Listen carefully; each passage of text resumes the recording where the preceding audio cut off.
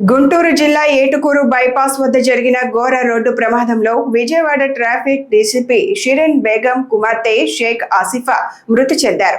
విజయవాడ నుంచి చీరాల బీచ్ కు వెళ్తున్న కారు ప్రమాదానికి గురి కావడంతో ఈ విషాదం చోటు చేసుకుంది. కారులో ప్రయాణిస్తున్న మరో నలుగురు తీవ్రంగా గాయపడగా వారిని ఆసుపత్రికి తరలించి చికిత్స అందిస్తున్నారు. ఆసిఫా తీవ్ర గాయాలతో మృతి చెందినట్లు పోలీసులు తెలిపారు. కుమార్తె మృతి వార్త తెలుసుకున్న డీసీపీ షిరిన్ బేగం తీవ్ర దిగ్భ్రాంతికి గురైన సమాచారం. సామాజిక మాధ్యమాల్లో ఈ ఘటనకు సంబంధించిన మరో అంశం కూడా చర్చనీయాంశమైంది. ప్రభుత్వ అధికారుల కుటుంబ సభ్యులకు వ్యవస్థ వేగంగా స్పందిస్తోందని, అదే సేవలు సాధారణ ప్రజలకు కూడా సమానంగా అందాలనే అభిప్రాయాలు కొందరు వ్యక్తం చేస్తున్నారు.